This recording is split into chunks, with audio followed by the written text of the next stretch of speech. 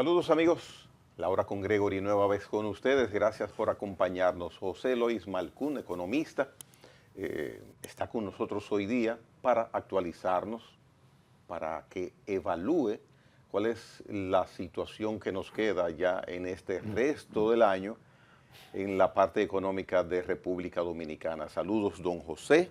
Buenos días. Estamos en este momento en un 2.2% de crecimiento como se ha establecido en el IMAE hasta septiembre. Estamos en un 2, en septiembre crecimos un 1.1. Se habían hecho predicciones de que podíamos crecer 4.5, 5 puntos del Producto Interno Bruto. Ha variado todo, don José Lois Malcún. Así es. y eso precisamente, la semana pasada salió un artículo de Cándida Costa entrevistando a varios economistas, no sé si lo viste, pidiéndole explicación sobre las causas de esa caída en el crecimiento. Y aunque dice muchas veces que los economistas rara vez coinciden como los médicos, en ese momento la mayoría de ellos, todos muy reconocidos, prestigiosos, coincidían en un 90% sobre qué es lo que ha causado esa caída.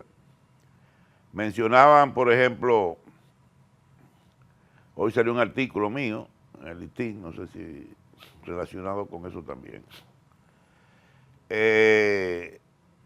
Todos coincidían de que tenía mucho que ver el tema de la incertidumbre. Hay que entender que desde que llegó Donald Trump al poder en enero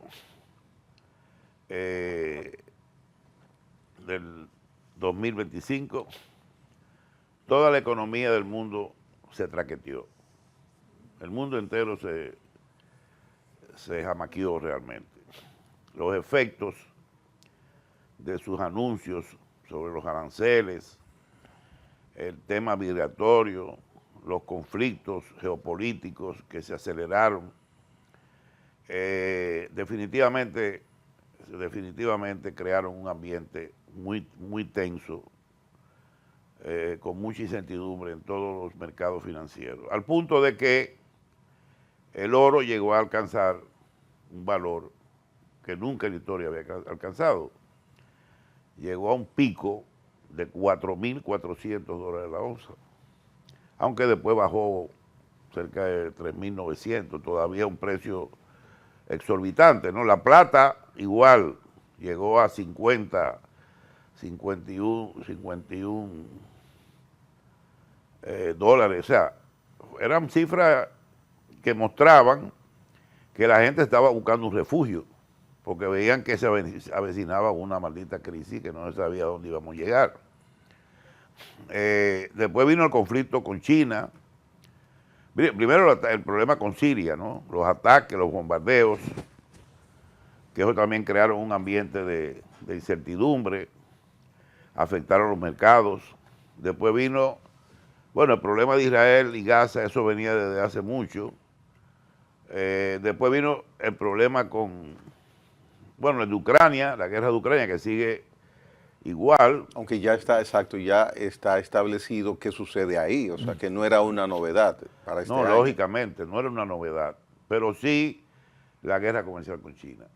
Eso sí jamaqueó duro Cuando él anunció que el 1 de octubre iba a imponer aranceles de un 100% adicional, los mercados se tambalearon. Bueno, un día el Dow perdió 800, 900 puntos. ¿Y por qué? Porque Estados Unidos depende ahora mismo de un elemento fundamental que China tiene, o tiene el 90% de ese elemento, que son las tierras raras. E incide tanto ese aspecto. Tremendamente. ¿Por qué? Porque de esas tierras raras hay una serie de materiales o de minerales que son fundamentales para muchísimas cosas, y básicamente la mayoría de ellas relacionadas con la tecnología. Entonces ¿Qué es lo que económicamente y de manera práctica moviliza el mundo? es lo que está ahora mismo impulsando. Ya. Las bolsas no se han derrumbado ahora mismo. El mercado de valores en países no se ha derrumbado por las empresas tecnológicas, por la famosa inteligencia artificial, que es lo que está creando expectativas de ganancias futuras. Ahora bien, ¿cuál es el refugio de los países? Porque el dólar es un refugio, pero ¿para quién es un refugio el dólar? No es para ti ni para mí. Si yo tengo pesos y quiero buscar un refugio, ¿dónde yo compro dólares? Voy al Banco Central a buscar monedas que te venden, bueno, antes se vendían unas monedas de oro, que había gente que la acumulaba. Tú lo que haces es que te refugias en la segunda, ¿cómo se dice? En el segundo óptimo mejor, como decía Pareto. El dólar. El dólar. Entonces mucha gente se ponía nerviosa y comenzaba a comprar dólares. Fíjate que eso pasó en marzo, abril, al punto de que llegó casi a 64 por 1. Y el banco entonces tuvo que intervenir y cayó después hasta 59 y pico, de 63 y pico que llegó. ¿Te acuerdas? Volvió otra vez a subir y hubo otra intervención. Bueno, en conclusión, la economía ha estado afectada fundamentalmente por la caída del crédito privado, que a octubre de este año estaba creciendo en un 8.9%. Eso es prácticamente la mitad de lo que de las cifras que se registraron en el 2023 principalmente y 2024. El crédito privado es lo que mueve la economía, es la inversión y el consumo privado. Eso que quede claro. El gobierno no es el que dinamiza la economía, el gobierno es un apoyo, es un facilitador y complementa la inversión privada con la inversión pública y el gasto. Pero el crecimiento del crédito ha sido este año bajo. ¿Por qué? Porque la tasa de interés hasta hace un mes y pico se mantuvo en alrededor del 15%. Promedio ponderado. Estamos hablando de que promedio ponderado es que habían tasas hasta de 20 y 22% para préstamo al consumo. La caída del crédito está relacionada directamente al nivel de la tasa. Obviamente. De la tasa activa. Fíjate que en el sector construcción, en el último informe del banco, está creciendo negativo. Menos 2.2. Menos 2, exactamente. ¿Por qué? Porque uno de los sectores más afectados es los intereses cuando tú compras una propiedad hipotecada. O sea, es muy difícil pagar 13, 14% de tasa. Eso no es sostenible. O sea, digo, tiene que ser una persona que tenga... Entonces la gente dice, espérate, yo no me voy a meter en eso ahora, voy a esperar que bajen las tasas y prefiero alquilar una casa y no comprar o no meterme en una deuda que después no pueda pagar. Y la realidad es esa. Ahora bien, han habido dos reducciones de tasa.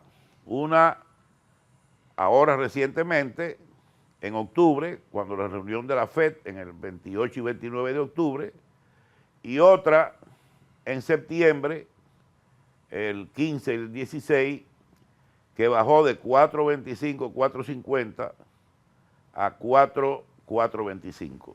Y ahora volvió a bajarla al rango de 3.75, 4%. Dos rebajas de 25 puntos. Eso representa 50 puntos menos. El Banco Central la tenía en 5.75. La bajó a 5.50 y ahora la bajó a 5.25. ¿Qué quiere eso decir? Que los bancos ya han comenzado a reducir la tasa de interés. Hace 2 meses el promedio ponderado era 14.77, ahora está 14.32, 33. Eso es muy poco. Todavía es poco, pero poco. Las tasas de interés no bajan automáticamente cuando el banco baja las tasas de referencia. Yo siempre hemos hablado de eso. Hay un periodo de 2, 3, 4 meses para que eso se refleje en el mercado financiero, o sea, en el crédito privado. Sin embargo, cuando les toca subirla es como encender un bombillo. Exacto, lo prenden de una vez, pero, así era. Sí. Pero cuando se baja, te da corriente y tienes que esperar que baje la corriente. Que vaya al paso. Yo considero que ya en enero, febrero, si hay otra reducción de tasa por parte de la FED en diciembre, que no es seguro, porque la inflación está en un 3% en Estados Unidos, subió un punto más. Pero si la FED bajara 25 puntos más y nosotros lleváramos la tasa a 5%, yo creo que el año que viene puede haber un crecimiento mucho mejor que este año. Y también, si Donald Trump ya negoció con China, ya se rompió ese problema, ya esa crisis Estados Unidos-China, por lo menos durante un año se llegó a un acuerdo, donde Estados Unidos bajaba los aranceles de 55 a 45%, eliminaban los recargos o cargos que se estaban aplicando a los barcos que llegaban a los puertos, tanto de China como Estados Unidos, a cambio de que Estados Unidos puede importar tierras raras, que las necesita, y otras cosas más que se llegaron a acuerdo. Eso aflojó, o sea, relajó la tensión que había en el mundo. Todos esos factores, reducción de tasa de interés, solución de conflictos comerciales, podrían mejorar la situación el próximo año y bajar las tensiones. Claro, hay un problema que con Donald Trump uno nunca sabe qué puede pasar. Ahora viene y anuncia que va a iniciar las pruebas nucleares. O sea, va a probar los misiles que tienen actualmente Estados Unidos, lo que quiere decir que... Nerviosismo en camino. Entonces, Rusia responde, claro, aunque los rusos comenzaron con esa vaina, porque Putin también es medio irónico y medio charlatán, porque ¿por qué tú lanzas un misil nuclear y que probando un nuevo misil? Bueno, ahora, ¿qué pasa? Estados Unidos se vio ante Xi Jinping, Donald Trump se vio ante Xi Jinping, que salió derrotado. O sea, China se sentó con Estados Unidos de tú a tú, por primera vez. Por primera vez en la historia, un país se sienta con Estados Unidos de tú a tú. Eso ni con Rusia pasó, nada más por el tema nuclear, por el tema de las armas. ¿Y cómo se manifiesta eso? Porque al final quien salió victorioso de esa negociación fue Xi Jinping, fue China. China demostró que es un hueso duro de roer, que tiene en su mano, que tiene en la mano el poder para joder a Estados Unidos, tiene una gran cantidad de reservas en bonos norteamericanos, que ha ido inclusive cambiando por oro, que ha acumulado oro, pero todavía sigue teniendo un gran volumen de bonos del tesoro. Entonces China ya es un país muy poderoso. Ya China, definitivamente estamos hablando de que se puede sentar frente a frente a cualquier presidente de Estados Unidos y decirle, mire, ¿qué es lo que hay? No, yo no acepto eso. Y ante lo que usted menciona, don José, de que China tuvo una supremacía en este acuerdo, en este encuentro, en este sentarse junto a junto, si se mira desde otro punto de vista, desde el punto de vista de Trump o del norteamericano que dice, bueno, logramos no lo que originalmente queríamos, pero logramos. Ese es otro punto de vista. Sí, logramos, es cierto. Pero el mismo Financial Times dice, derrota de Trump. Financial Times, que es un periódico, el periódico financiero más importante en Estados Unidos y que más se lee. Y si ese titular yo le coloco al lado, el triunfo de Trump no fue tan amplio como se esperaba. Bueno, como tú lo quieres interpretar. Lo que te estoy diciendo es que para digamos, el periodismo de Estados Unidos, los expertos económicos y financieros consideran que esa reunión no debió hacerse. ¿No? No. Oh. Que Trump no debió haberse reunido con Xi Jinping. Eso es lo que opinan algunos expertos dentro de Estados Unidos. En el Financial Times lo dice. ¿Por qué? Porque realmente se demostró ahí que ya Estados Unidos tenía no voy a decir un enemigo, pero sí una persona que definitivamente no estaba debajo de él, estaba al nivel de él, al mismo nivel, y China está al mismo nivel. De manera que todos esos factores, Gregory, han afectado el crecimiento económico. ¿Y qué pasa? ¿Qué yo hice? Yo escribí hoy un artículo en el Listín y dije, bueno, yo no voy a hablar de las causas por las cuales la economía ha crecido al 2.2% y podría cerrar a 2.5%, porque siempre en los últimos años se dispara el consumo. Además, Melissa, podría mucha gente interpretarlo, bueno, eso va a afectar la economía. Depende, puede beneficiarla. Porque el gobierno va a tener que gastar más, invertir más en reparaciones de vías, en reparaciones de casa, en fin, tiene que gastar más dinero y eso dinamiza la economía también. Entonces,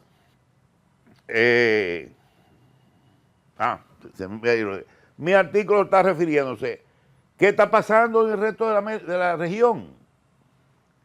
¿Qué está pasando? Bueno, yo cogí a Brasil, Chile, Colombia, México, Estados Unidos y Canadá. Las 6 economías más grandes desde la Tierra del Fuego hasta la frontera con Alaska, Canadá. Y me dio que el crecimiento promedio solamente por un país, que era Brasil, estaba en 2.3%. México está en 1 o menos de 1. Estados Unidos en 1.8, 1.9. Canadá en 1.6. Hasta ahora. Estamos hablando de un crecimiento de los grandes países de la región de menos de 2.3. Y nosotros estamos en 2.2. Hay 7 países sobre nosotros ahora mismo. Panamá, 4 y pico. Costa Rica, 3 y pico. Honduras, 3 y pico. Guyana, 10%. Pero es un caso especial. Pero es un caso especial. Perú, 2.6, 2.7. ¿Cuál otro? Eran 6. Bueno, estamos generalmente estábamos siempre en el lugar 1, 2, 3, ¿de acuerdo? En años anteriores. Ahora estamos como en el lugar 7 entre los países. Pero nosotros podemos llegar a 2.5, 2.6 y quizá Perú, Don José, que está en una crisis política, caiga antes que la economía caiga ahora y superemos a Perú. Pero y nosotros teniendo un crecimiento en septiembre de 1.1 y estando el IMAE al septiembre en 2.2, ¿qué vamos a hacer en octubre, noviembre y diciembre para subir a 2.5? Crecer a 3, 3 puntos y algo, 3.5. Pero ¿qué puede suceder? ¿Qué pudo haber sucedido en octubre? Tuvimos a Melissa. ¿Qué podemos hacer en noviembre y en diciembre? Vuelvo a decirte, el problema es que sigue cayendo el crédito privado. Eso es una de O sea, las lo entiendo, claro, pero que usted dice que que usted piensa que puede ser posible que remontemos de 2.2 hoy a 2.5, 2.6. A 2.5 es lo que prevemos casi todos los economistas. ¿Y qué factor habría en 3 meses? Y el Banco Central también lo dijo. Yo digo que hay factores. Primero, la tasa de interés ha bajado, qué sé yo, 50, 60 puntos. Eso influye, no crea que, y puede seguir bajando en noviembre, puede seguir bueno, bajando. hay una feria que acaba de otorgar. Acaba de otorgar 3.800 vehículos. 8.000 y pico de millones. A un Puede, 5.4. las navidades siempre hay gastos, vienen los dobles sueldos, bonos de desempeño, que es un salario 14, todo ese dinero en circulación, más la inversión pública que puede dinamizarse en los últimos meses. Recuérdate que el gobierno aumentó el déficit a 3.4%, lo que le da más espacio. O sea que hay muchos factores para suponer que sí, que la economía puede crecer en octubre, noviembre y diciembre sobre el 3%. Bien. Y compensar ahí y llegar a cerrar en unos 2.5 como prevé el Banco Central. Bien. Mire, es muy claro lo que usted ha explicado y para muchas personas es bueno conocerlo, saberlo. Crédito privado ha caído a un nivel nada agradable, la reducción del crédito privado. Sin embargo, a pesar de eso, no hemos podido en este escenario donde las remesas están muy bien, donde las zonas francas están muy bien, donde la exportación está muy bien, donde la inversión extranjera va muy bien. La inversión. El petróleo está muy bien, el empleo está muy bien. Entonces, el dólar está bien. Lo que es nuestras reservas internacionales en el Banco Central, mejor de ahí no pueden estar. A pesar de todos estos ingredientes que les he mencionado, que le he mencionado a usted, el crédito privado, el nivel de crédito privado se sobrepone a toda esa normalidad y eficiencia y no hemos podido solamente que al día de hoy tener un 2.2 de crecimiento. Claro, porque es que la inversión privada, el gasto, oye bien, el gasto privado y la inversión privada son lo que mueve el 70%, lo que mueve la economía. Yeah. El consumo. Si el consumo se contrae la economía. No importa que las demás cosas que tú mencionaste estén bien. Que están bien. Están bien.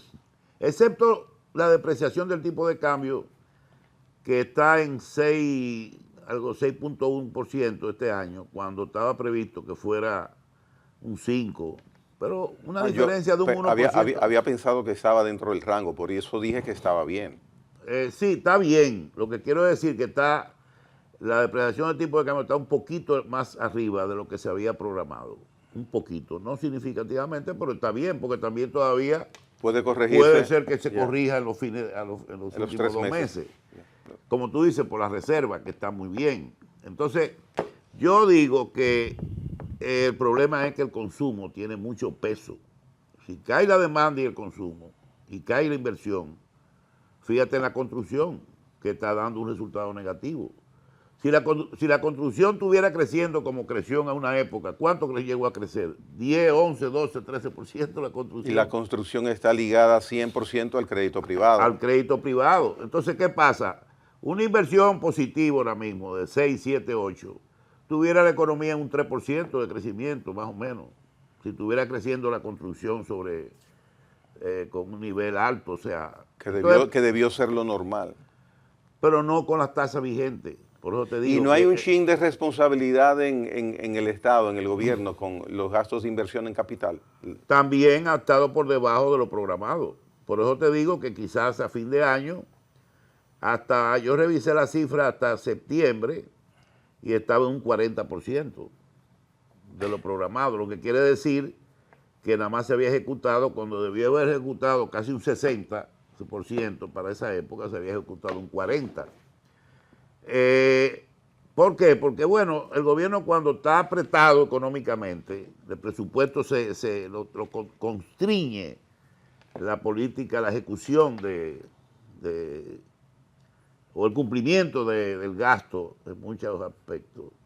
A quien sacrifican primero al gasto de inversión. Wow. Bueno, vamos a hacer una pausa. José Lois Malcún con nosotros hoy día, poniéndonos al día de cómo va la economía en República Dominicana. Venimos en breve.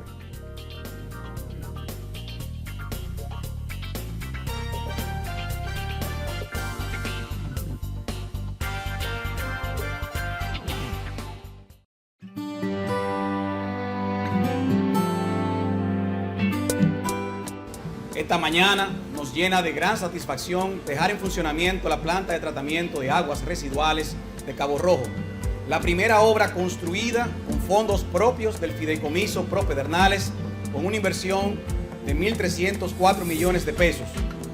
Desde este momento, cada hotel, cada espacio construido contará con agua limpia, bien gestionada y con un tratamiento responsable para su uso. Esta obra es una expresión concreta de lo que significa hacer política pública con visión y garantizar que el crecimiento económico no comprometa nuestros recursos naturales, sino que los aproveche de forma inteligente para beneficio de todos.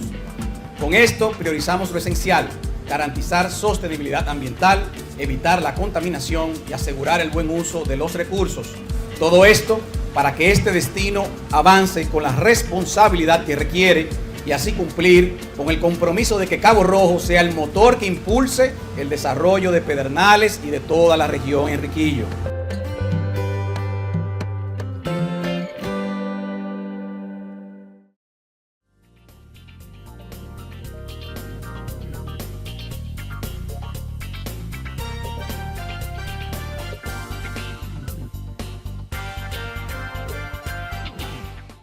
Continuamos con el desarrollo de La Hora con Gregory. José Lois Malcún nos acompaña hoy día.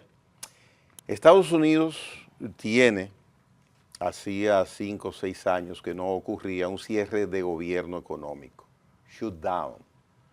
Ya andamos por los 30 días, la vez anterior que fue precisamente en el gobierno de Donald Trump, ocurrió por un periodo de 35 días, la mayor cantidad de tiempo que ha estado cerrado el gobierno norteamericano. Como dependemos en gran medida la parte económica dominicana de lo que acontece en Estados Unidos, ¿tiene alguna incidencia directa a futuro, mediana, indirecta, esta situación que se está produciendo allá? Bueno, para cerrar el tema de la economía dominicana y hablar de eso, definitivamente, como tú ves, la mayor parte de las variables que circundan alrededor de esa economía muestran un buen comportamiento. O sea, quiero decirle a la gente, al público en general, que es cierto que tenemos un menor crecimiento. También es cierto que vamos a tener un mejor año en el 2026, dado que muchas cosas han pasado recientemente. Pero este ha sido un año que desde que Trump llegó al poder, todas las economías comenzaron a contraerse. Inclusive la europea, que está en 1%, la Unión Europea, en su conjunto. 1% de crecimiento. 1. Como dije, en América Latina, casi todos los países están creciendo bajo.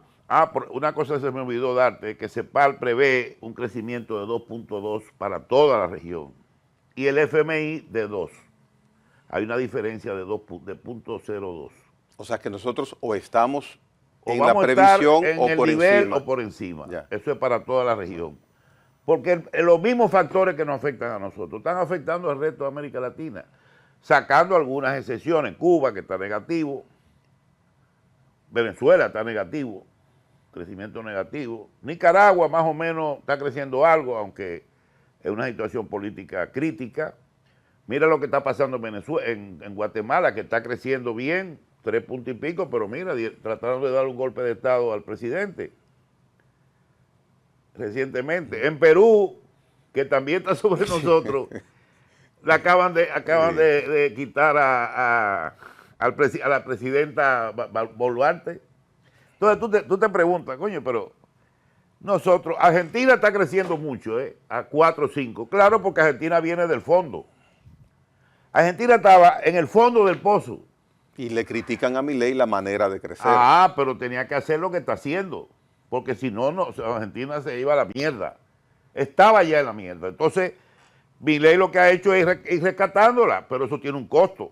No hay cena gratis. Exacto. Entonces, aunque Argentina esté como esté, en una situación todavía, pero está creciendo porque venía desde abajo.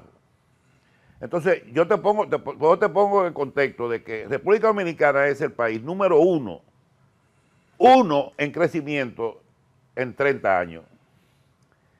en 3 décadas, con un 5.2%. El FMI lo tiene arriba. El país con mayor crecimiento en las últimas 3 décadas. Y vamos a seguir así, porque la economía dominicana sorprende, sorprende a la gente. A veces tú la ves que está media tambaleando y si de repente comienza y se ve impulsada por coyunturas, porque tenemos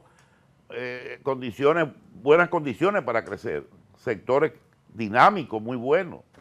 Nos falta mejorar la productividad. Si mejoráramos la productividad en la agricultura y en algunos sectores de la industria, más valor agregado, esa idea del presidente de traer aquí empresas tecnológicas para fabricar chips, eso sería la salvación. Eso es mejor que el petróleo. Si aquí se instalaran empresas tecnológicas, eso sería más beneficioso que descubrir petróleo. Sería algo increíblemente positivo para nosotros. Y estamos cerca de eso.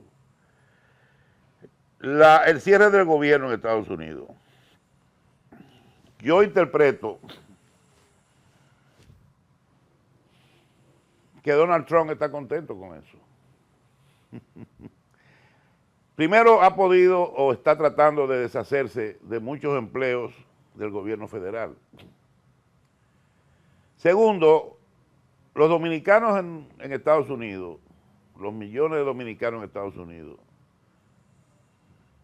casi ninguno trabaja en el gobierno federal.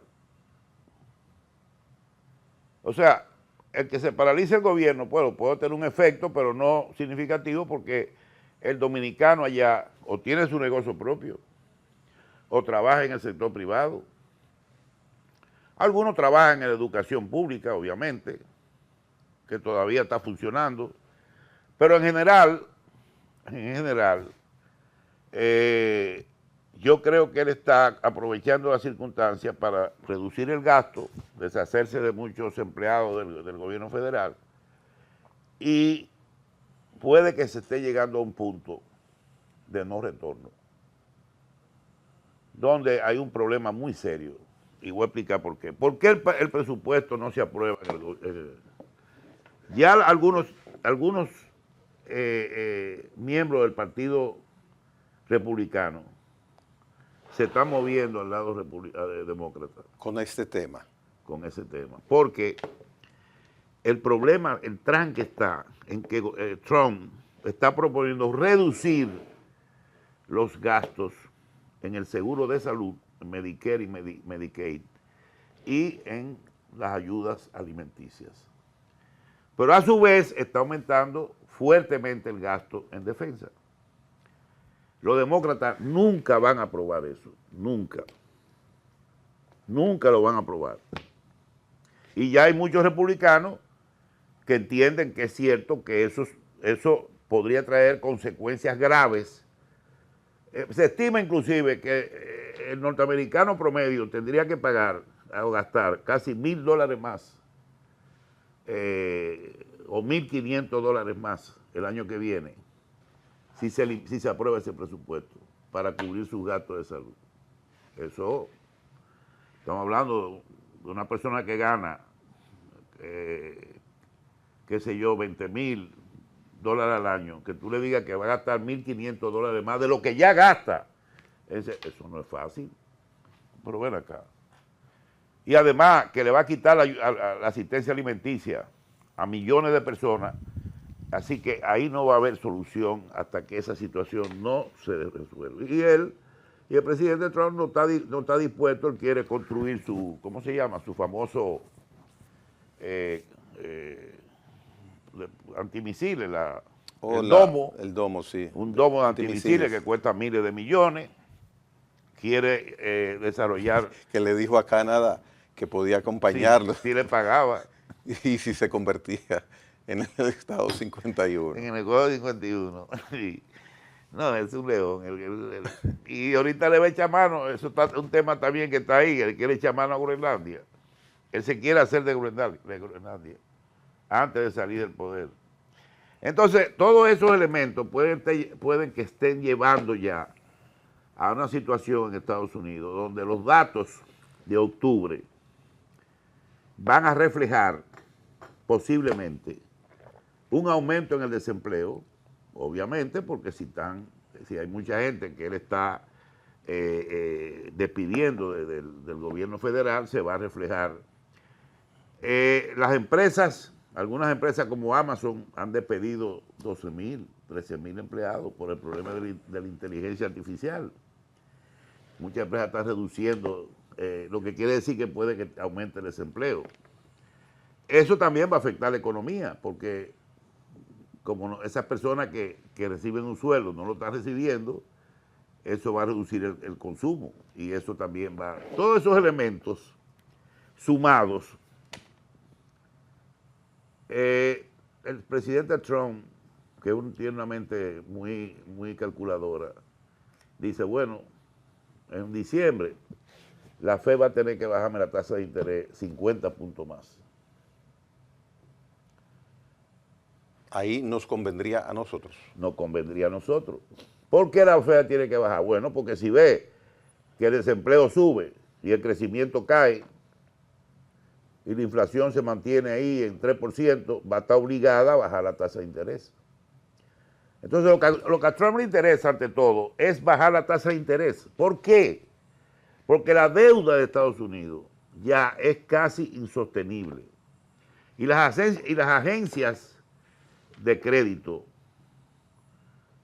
fácilmente pueden bajar La calificación. la calificación crediticia de Estados Unidos.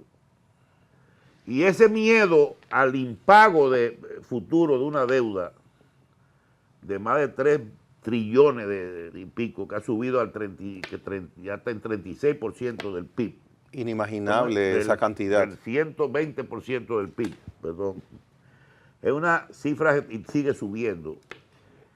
¿Qué hacen los inversionistas? Mucha gente se refugia en el dólar, porque teme que en algún momento eso puede explotar. Y la única forma de que no explote es que la economía de Estados Unidos vuelva a crecer a un nivel por lo menos de 3%, 2.8 a 3%. Y para eso tiene que bajar las tasas de interés para incentivar la inversión y el consumo. O sea, para él es debido muerte que las tasas de interés bajen. Entonces, en conclusión, él se ha mostrado indiferente o no le ha dado importancia al cierre del gobierno, porque él está viendo que todos esos elementos negativos al final se pueden convertir en un factor que lo favorezca, que es reducción de la tasa de interés. Eso también nos ayuda a nosotros, porque baja también el costo de la deuda. ¿Cómo le va a bajar a él el costo de la deuda? Que tiene que bajarla, porque yo vi la última cifra, era un 16% del presupuesto, era para pago de intereses, 17%. ¿Tú te imaginas? Nosotros tenemos ¿cuánto es? 22, más o menos, tengo entendido, 21 o 22% de nuestros ingresos es para pagar el servicio de la deuda. Cuando digo el servicio de la deuda, hablo de intereses, no de capital, intereses. ¿Tú sabes lo que representa un 16% de los ingresos de Estados Unidos para pagar deuda, del presupuesto? Esas son cifras que yo te digo, yo no sé, la situación no está nada fácil. Y tú te lees las publicaciones de los analistas y realmente te das cuenta de que la gente está muy preocupada. Bien, volviendo acá, don José, a República Dominicana, 2026 está a la puerta. Los economistas, usted lo ha esbozado también, indican que tendremos un año diferente en el sentido positivo a 2025 acá en República Dominicana. ¿Sería propicia la ocasión, ya que el gobierno no tiene la cerrazón con que inició este año a no obtemperar por una reforma fiscal, sino que ha ido como ablandando un poquito esa posición férrea, y con el ingrediente del nuevo ministro de Hacienda, pues se refuerza, por lo menos en impresión, la posibilidad de que pudiera ponderarse y hasta realizarse una reforma fiscal en 2026? Se está ponderando. Se está ponderando. Yo creo que sí que se está ponderando. Ahora, ¿qué pasa? Si no hay en el primer semestre, los primeros meses del año 2026 y finales del 25, indicadores claros de un repunte de la economía. Oye bien, indicadores claros. Estoy hablando octubre, noviembre, diciembre, enero, febrero. Y ese repunte de la economía nos vuelve a llevar a un punto cercano al potencial de crecimiento, 4%, algo así. Se podría, es posible, digo yo, es posible que el gobierno ponga en la mesa de discusión nuevamente el tema de la reforma fiscal. Y una reforma no se aplica, al contrario, cuando hay decrecimiento en la economía de una nación. No, muy difícil, porque es cuando hay una mejoría. Debe haber, cuando la economía esté más o menos en condiciones estables, que aguante el impacto de la reforma. Oh, ya. Es que es mejor hacerla en condiciones, sí, ahora es un poco... Pero vuelvo a decirte, sería la posibilidad de que esa reforma...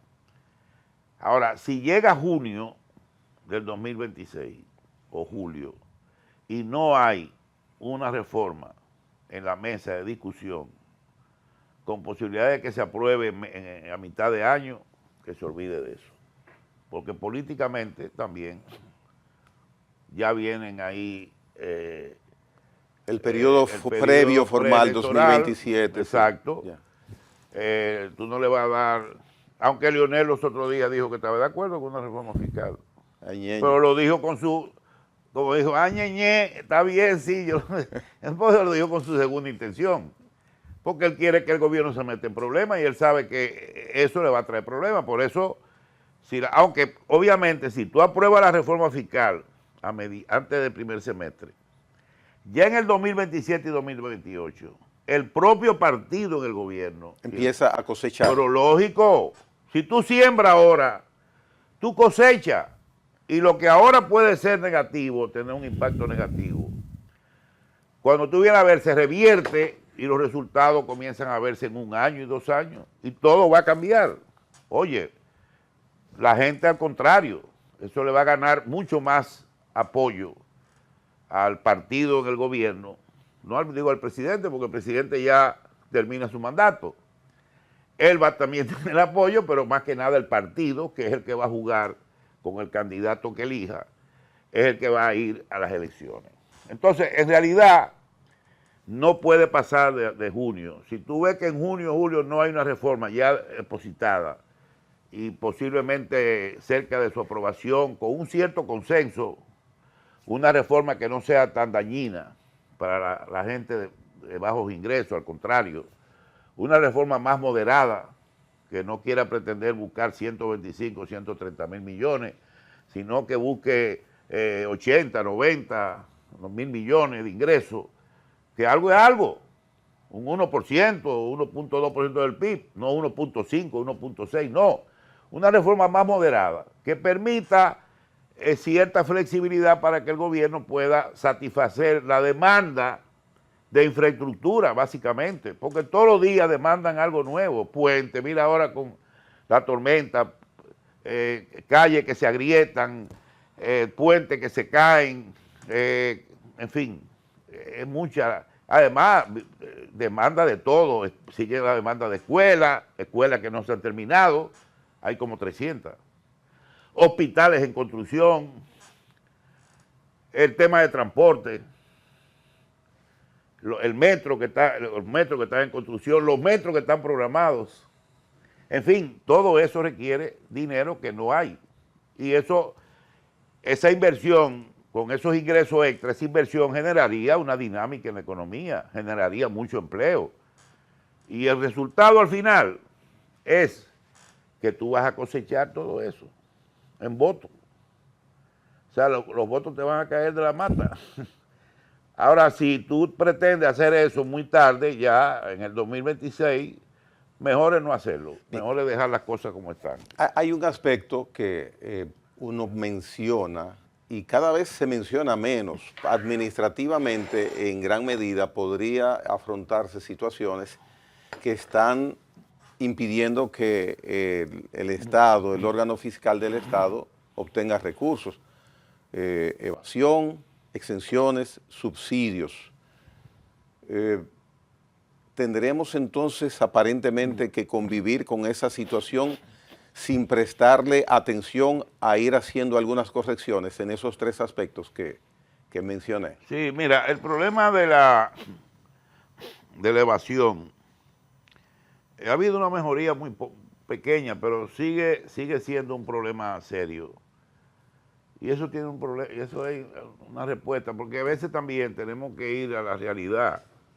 Cuando se habla de evasión, uno piensa que solamente la evasión se está dando en esas grandes empresas, en esos grandes empresarios que evaden sus impuestos. Todos se las buscan, todos rejuegan para pagar menos impuestos. Eso lo hacemos aquí, en Suiza, en Noruega y en Estados Unidos. Todo el mundo hace eso. Menos en China. En China hay muchas cosas que se hacen. Fíjate que a cada rato agarran a gente que aunque lo matan, pero siguen haciendo sus cosas. En fin, continúa. El problema es, Gregory, que tenemos un 55% de las microempresas, pequeñas y microempresas, no, 80 y pico por ciento de las microempresas que son informales. Y más del 55% del empleo es en el mercado informal, en el sector informal. Y esa gente no pagan impuestos, no pagan ITEVI, no pagan seguridad social. Entonces, cuando tú vienes a ver ese gran gasto fiscal, que es lo que se llama, lo que el gobierno deja de recibir, casi 300 mil millones de impuestos, por evasión, por lo que sea, mucho tiene que ver con la informalidad. No es solo porque los empresarios, todo el mundo evade. Todo el mundo busca la forma así de bajar lo que tiene que pagar de impuestos de la renta. A veces viene la renta, los inspectores llegan allá y le dicen al empresario, mire hermano, usted debe, revisamos 2 años, 3 años, usted tiene que pagar 30 millones al fisco.